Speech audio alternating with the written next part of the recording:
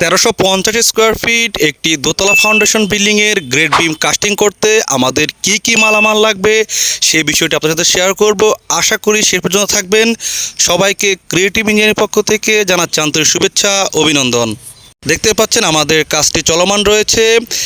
ভালো মানের একটি গ্রেড বিম কাস্টিং করার জন্য যাবতীয় যে বিষয়গুলোর দিকে আপনাকে সচেতন থাকতে হবে সেই বিষয়গুলো আপনাদের সাথে শেয়ার করব। দেখতে থাকুন আমাদের পূর্ণ ভিডিওটি। আমরা কাজের শুরুতে যদি রড বাইন্ডিংয়ের কথায় আসি তাহলে দেখতে পাবেন যে আমাদের সাইটগুলোতে খুবই চমৎকারভাবে খুবই সুন্দরভাবে রড বাইন্ডিংয়ের কাজটি সম্পন্ন হয়েছে।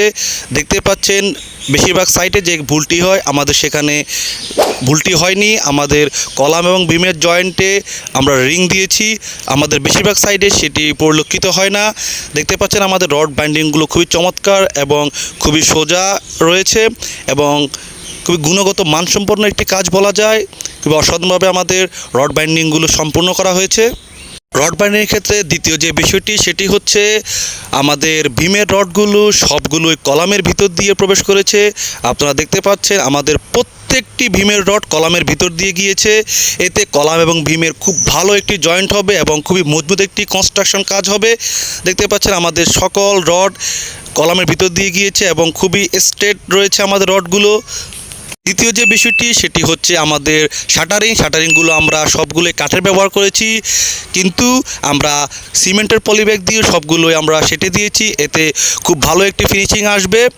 দেখতে পাচ্ছেন আমাদের প্রত্যেকটি বোর্ডের সাথে আমরা পলিব্যাগ দিয়ে দিয়েছি।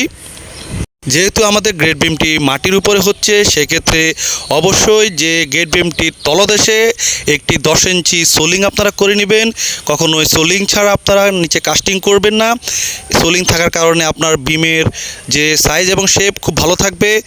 দেখতে পাচ্ছেন আমাদের নিচে আমাদের সোলিং করা রয়েছে এবং যে পূর্বে বলেছিল আমাদের রডগুলো যে স্পেসিং অনুযায়ী ঠিক আছে কিনা আমরা সেটা চেক করে নিচ্ছি।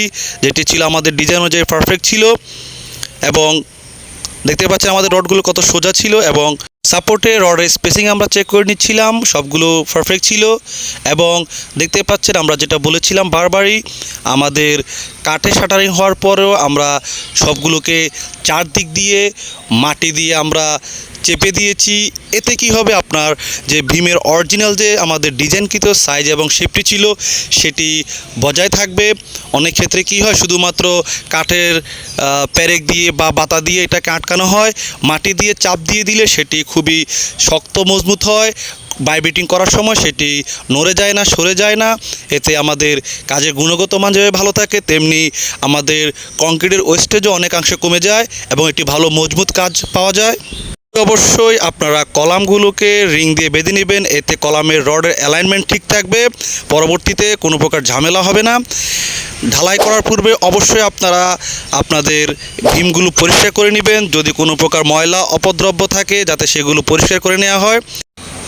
অতি অবশ্যই সতর্কতার সাথে আপনারা বাইবেটরটি ইউজ করবেন, চেষ্টা করবেন বাইবেটর যাতে 90 ডিগ্রি অ্যাঙ্গেলে পরিচালনা করা হয়। এতে আমাদের বয়ের পরিমাণ অনেকটাই কমে যাবে এবং কংক্রিটের গুণগত মানও বজায় থাকবে। এবার আসা যাক আমাদের টোটাল খরচের হিসাবে। আমাদের এই বিল্ডিংটি 1350 স্কোয়ার ফিট ছিল। এটির আমাদের কাস্টিং করতে আমাদের টোটাল সিমেন্ট লেগেছে 50 ব্যাগ, বালি লেগেছে 110 CFT এবং খোয়া লেগেছে আমাদের 1650টি পিকেট ইট, 500 কেজি আমাদের 16 মিলি 5 সুতো রড, 200 কেজি 12 মিলি 4 সুতার রড এবং 150 কেজি লেগেছে 8 মিলি 2.5 সুতার রড। আশা করি ভিডিওটি আপনাদের কাছে ভালো লেগেছে। ভালো লাগলে অবশ্যই শেয়ার করবেন, চ্যানেলটি সাবস্ক্রাইব করে দিবেন। সবাইকে ধন্যবাদ।